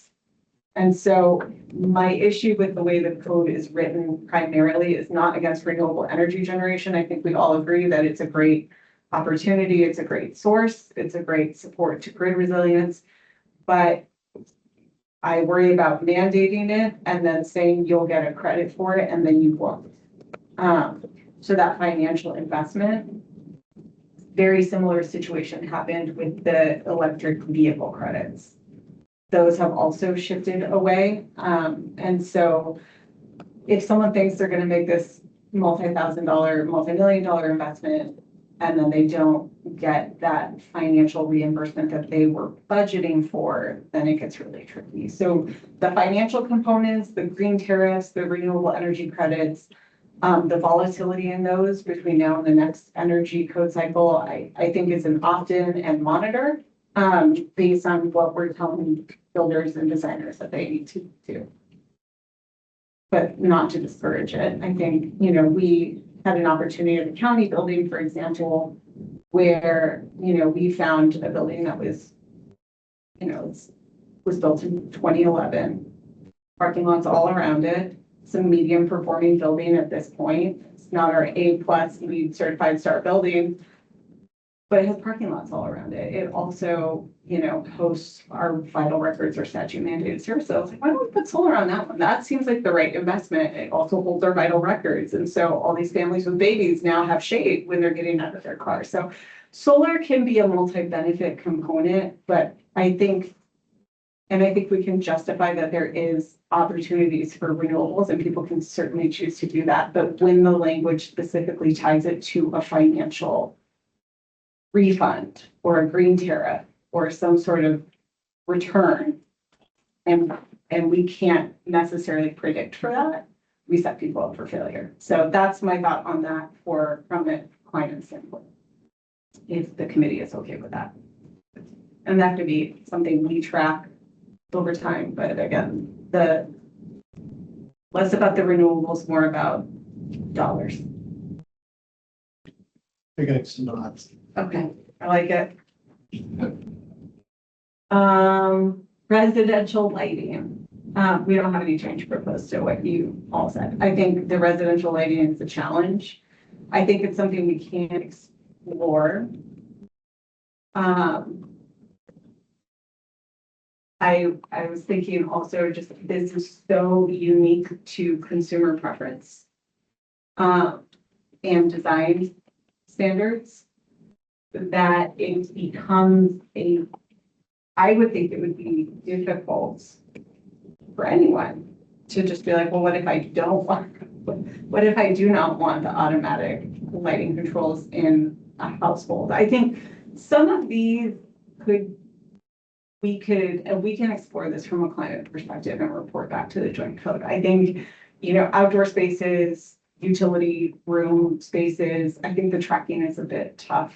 But inside the households, I think that's very consumer preference based and it would be very difficult to track. But open to discuss it. But also from a climate perspective, I want to underscore this.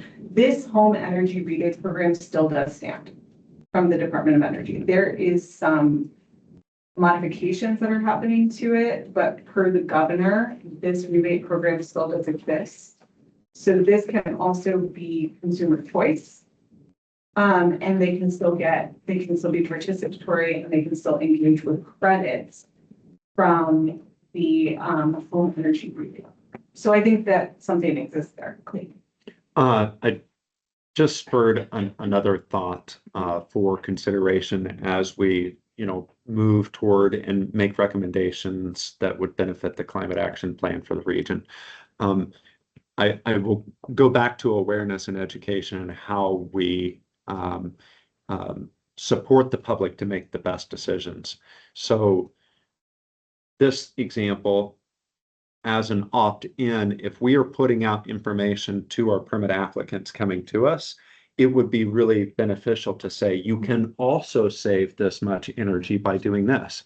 Not just an opt-in, but how much they might actually benefit from each individual opt-in as those options are presented. That would be great.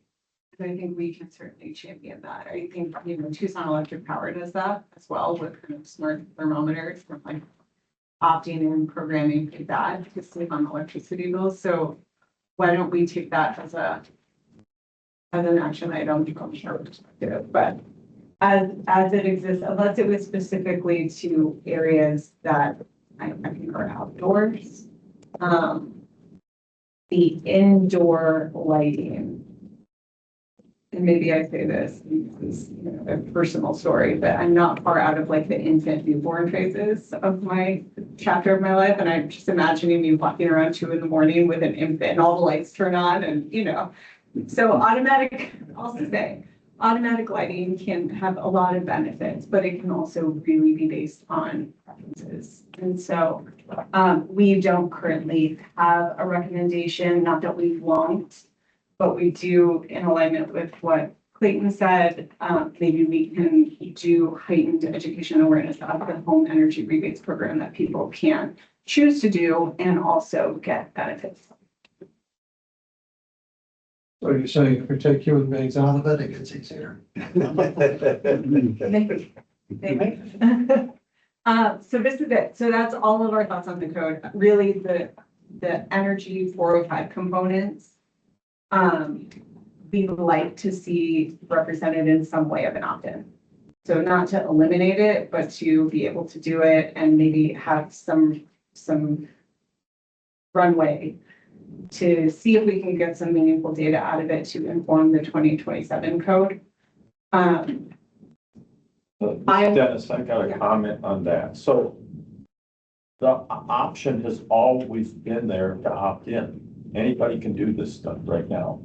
And so there's nothing holding people back from doing it. So what I think I'm hearing is maybe you want us to put, not mandatory language, but like in the electrical code, they put in fine print notes that offer sort of an opinion that, you know, this is best practice to do something this way. Can we put a fine print note in these sections, say, you know, this is recommended to save energy and improve environmental, to comply with environmental goals in Tucson-Pima County?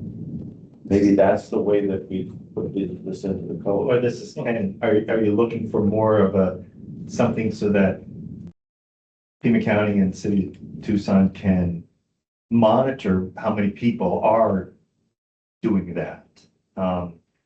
And I don't know how to, So they declare on your plans whether the septic controls provided. correct, so they know Well, what, unit lighting controls provided, et cetera. You could, yeah, that could be part of the code check, I suppose. yeah, I'm not sure how that would be done. But that would be, it'd be valuable information. I just don't know how to do that. It would have to be some kind of a, you'd almost have to have a checklist. When you are submitting plans, did you do receptacle controls? Did you, and yes or no, you know, and it almost have to have things like that so that people know that you're doing that. And what advantage does that give to? So that they can just And then the track, process. so then they can track it. Then they can see how many people are doing Are it. doing it and they can. I can only speak anecdotally. I've never had somebody come to me and say, I want to put controlled receptacles in all my offices. Right. And I've never had anybody come to me on residential and say, I want to have automatic controls of the lights. I have plenty say, I want to put dimmers on lights. That's different. Mr. Chairman, if I may, this has been Bill Garcia again. You know, Clayton, what this makes me think of is the gray water harvesting. When we started to require that, but then when the city went back and did kind of an audit, it turns out that very few people were actually using it, you know, to save water. And that might be an education issue or not, but this, I don't know if there's any clues in there about how, because it would be helpful to have all that data, but it'd also be helpful to know if the consumer out there just doesn't want it, then we shouldn't be requiring them to pay it.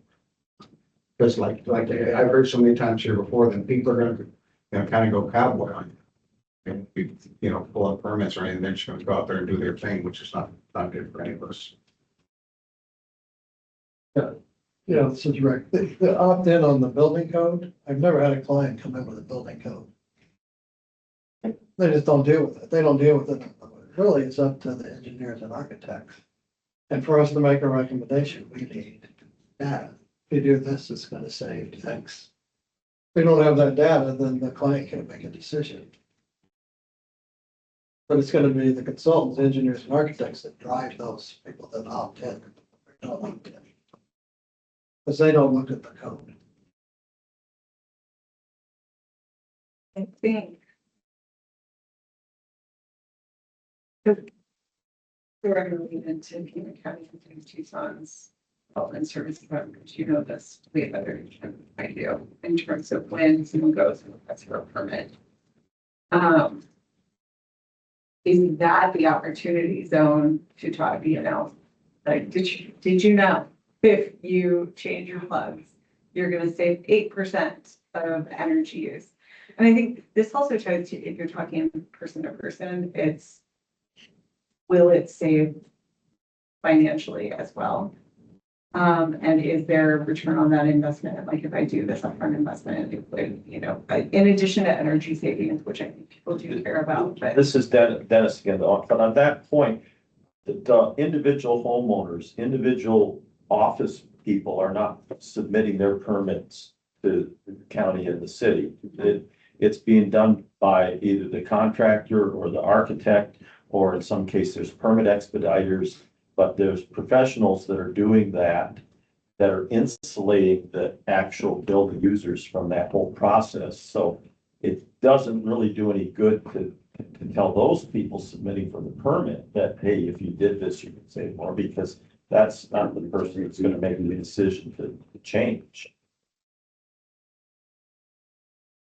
And this is Dan, just to tie into what Dan has said, typically when somebody's submitting for a permit, the drawings and designs already been decided.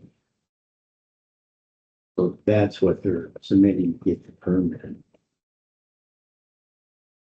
Not, I think the educational pieces would be important. Did you know this and this? But along with the same thing, I think you need to include how much it's gonna increase construction costs and material costs, because I think if we wanna be fair to the consumer, they need to know both. That's why I'm worried about the rebates, but not being available. I have an insight. We need to offer reduced permit fees if you do these things. Then they'll be incentive. Well, the building permit is actually the cheapest part of the whole submittal process. Well, and this is Sarah, when we talked about this originally for this opt-in, thinking locally, and this may not be solved yet. I think we can work with City of Tucson County, just maybe add radio buttons to see how many people and how many permits are coming in with these components. And if we come back in February and we're like, 100% of people chose to do these various things, or 0% of people, or somewhere in the middle, then we can inform that decision if we improve the data collection of the permits that are coming in. And then I think what Dan and I have talked about is if there is an opt-in outside of the IECC, like locally, is there anything we could ever do to incentivize people doing that? And I don't know the answer to that, and budgets are budgets. And I don't know what sort of incentives we'd ever be able to offer. So I think it starts with data. And so I think the action item is, and now knowing that permits, by the time the permit hits the desk, we're well past design. And this is also maybe an opportunity that we work with to better understand larger scale facilities or development units, like where there's 25, 30 houses in one development area, like how many of those? I think we can take the action item to better understand that data and report back before we think about incentives or opt-ins or how we would craft an education opportunity. Another piece of data to consider is what are the latent loads of common electronics? Again, most consumers are not aware of the usage or the actual impacts that their lifestyle creates until someone tells them. They're not aware of how much a cup of coffee actually requires, how much water is required to create a cup of coffee until someone tells them. They don't know how much energy their computer that they're not using all day is actually burning by just being plugged in. So understanding some of those latent loads for both some of the older equipment that, some of these codes were written for, and also newer equipment that is being produced. But also I always go back to Jevons paradox. The more we save, the more people use. So I want to also consider how the codes have been moving towards things that impact behavior without directly saying that. And I want to use LED lighting as an example. The savings that the country has achieved by using LED lighting instead of incandescents is enormous. But does that motivate people to leave their LED lights on more often? And so I just want to bring back the behavior side of this, because keeping people aware of what they're actually using is another whole method to conservation. This Ken, to echo what you just said. I was going to use the example of when people have solar power at their house, why am I turning my AC unit off during the day? But I could just come home and it's nice and cool because it's been cool all day because I've been running free power essentially, right? And because I got solar at the house. And I've seen a lot of people doing that. So that it is that whole paradox that you're saying that if you give somebody something free, they're gonna use it. So. So for next steps. I think I've taken up your entire meeting. And I believe it ends at noon. In 5 minutes. We have to craft a response for the Pima County Board of Supervisors by September 9th. Part of the reason we've been spending a lot of time this summer was if anything as approved by you all would merit having to go back to planning and zoning. We wanted to build in time for that. I think the recommendations as it stands now is really the meat and potatoes of what we want to start monitoring is in that 406 group and the size threshold and getting a better understanding of the data, energy use and emissions of those types and where there is opportunity in those 50,000 square foot, because it, again, part of a benefit of it being a larger facility is it's probably a bigger energy user too. And so energy efficiency tied to bigger facilities is meaningful from a grid resilience standpoint and just overloading. So we heard the many notes and we will get back to the group on some of this, but looking at our data and where we can pull permit data and energy use type and better inform kind of the runway of the 2027 or whenever the next code comes out to see if there is opportunity, which I think is what the board chair is interested in as well. Again, I want to underscore that our board did adopt these and requested a 120-day opportunity to revisit to see the alignment or need for more alignment with our climate plan. So we'll prepare that response. I will share it with the Pima County and City of Tucson teams, but I will distribute it to the Joint Code Committee for review and approval before it goes back to our Board of Supervisors to ensure the components that you all want to see us return with to, again, continue to be positively impactful code-wise and climate plan, regional emissions goals.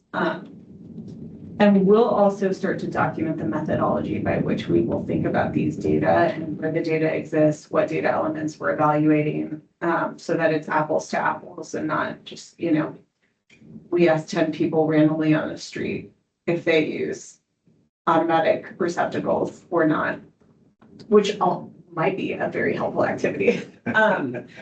But so we'll prepare that, but we want to make sure that you all review it and approve it, thinking about that we will retain and continue to provide updates to our elected bodies, both mayor and council and the Pima County Board of Supervisors to show opportunities for continued alignment with our regional climate goals. So we'll also continue to think through emissions impact modeling and energy use. So we talked about this in a couple of different instances. Load volume, latent loads, displaced energy use, and are we measuring it correctly for X, Y, or Z component that are outside the control of the structure. And in our justification, we will also underscore to the board and mayor and council that a lot of the components around the building envelope and the structure and ventilation and kind of like start with a sound structure before we start thinking about the plugs is still retained in those codes. While we address the IECC 405 components, a lot of this is still retained for commercial. One thing we are focused on in here is the commercial elements because they are specific to the amendments. Residential, we haven't quite touched on yet, and there's probably opportunities in that group, but for purposes of what we're presenting to the board, we will say that we're tackling kind of commercial first, and then we'll work with how we can look at that other piece of the pie, which is residential, and if there's opportunities for energies and emissions efficiencies. Yeah, this is right one thing. Yeah. This occurred to me looking at planning and zoning. One thing we don't take into account when we do subdivisions is the orientation of the building. If I'm doing a custom house, the orientation is. Yeah. So on subdivisions, they end up with the worst orientation for the rest. So subject, That's not yeah, addressed in any zoning code that I'm aware of. all right. Um, so we'll continue to dig into this because again, the residential component is something we haven't, we were really focused on the components on the IECC, but residential is another opportunity zone. We'll be seeing something come out from the federal government at some point. And then we want to encourage regular updates as we collect this data to you all to continue to provide updates. So we're being proactive with this and associated alignment and capitalizing on opportunities where they become available. And again, sometimes, and I like to say this in many different contexts, but success begets success. So if we change one small thing and it has a positive impact, that can change another small thing, as opposed to saying we're going to change 22 things. And you can pick and choose from a menu. So all of your things might be different. And then the repair and maintenance of all of those things. So again, it gets a little bit muddy in the current configuration.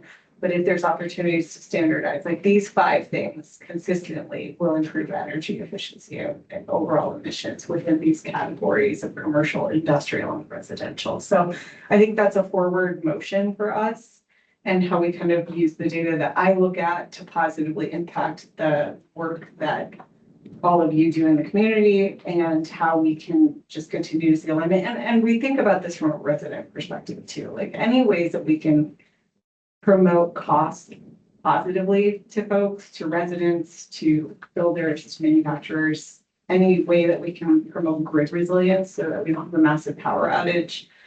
And that kind of co-benefit opportunity. And so with that, I will stop talking because you have heard from me for 2 straight hours. And I really do appreciate the code committee having me to not only inform on the amendment work, but to come think through opportunities collectively with you. And thank you for your time. Well, thank you. It's been useful. Good on this. Okay, so we move on to the next agenda item, future items. Do you have any future items?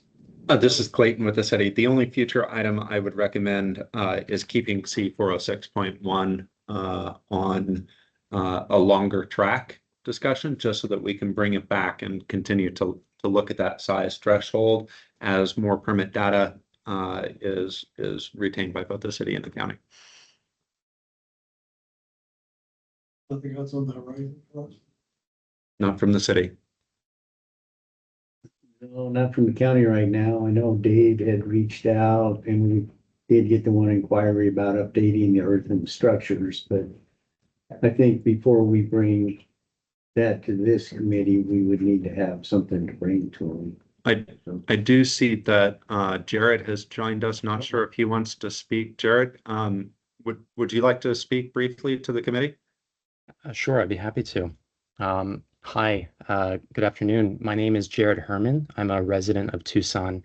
I work for Tucson Adobe, a small business which manufactures cement stabilized adobe bricks. I would like to request that an update to Pima County's earth and building standard be placed on a future agenda for discussion and possible action. The approved standard for earth and IRC and IBC structures was last revised, I believe, about 14 years ago, and since then, the building science of earth and masonry systems has developed quite a bit. And I'm not sure how much time we have, but a few areas that I think could be in need of attention. You know, we know, for instance, that unstabilized adobe can be used safely if designed in a manner that limits water damage. Our code at the moment limits this adobe type to repairs and small additions. And the New Mexico Earth and Building Code, which allows for the use of unstabilized adobe in new construction, could be one model to inform future discussions about our own earth and building standard.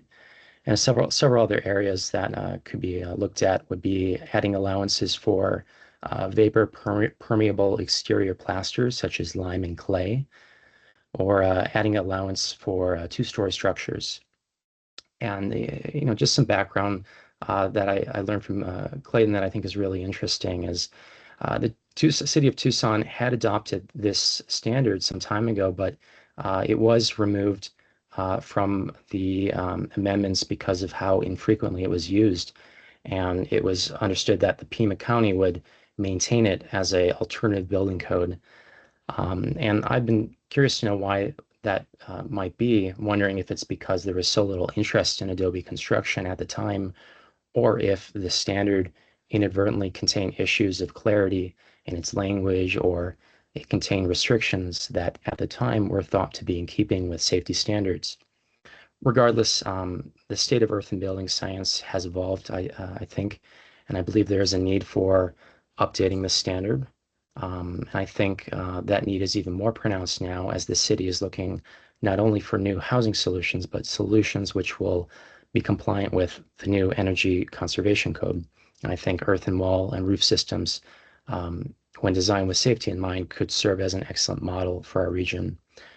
So thank you for your time, and I'd ask to be included in future discussions and updates to our earth and building standard, and be very happy to contribute to that. Thank you.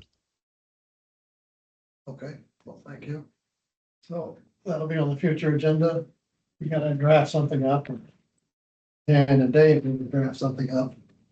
This is Dave. The Structural Engineers Association is actively looking at this right now. We're kind of making an ad hoc committee, pulling in people who will be happy to include Jared and the other interested parties. Okay, do we know any architects using earth and construction? There's a few, yeah. But if you know any, please. I don't know any, I'm asking you. Yeah. I know that. I mean, be interested to get an, it'd be advantageous to have an architect, just perspective. But you got water fluoridation issues, so she's an architect. Correct. So you know, an architect, everything. That's like that'll work for you. I don't know any, but I know they're out there. Okay. So we go to number 7, adjournment. So the motion there Ms. is Dennis, I move we adjourn. Ken Cawthorn, I second. all in favor? Aye. Anybody opposed? Mhm. Meeting adjourned.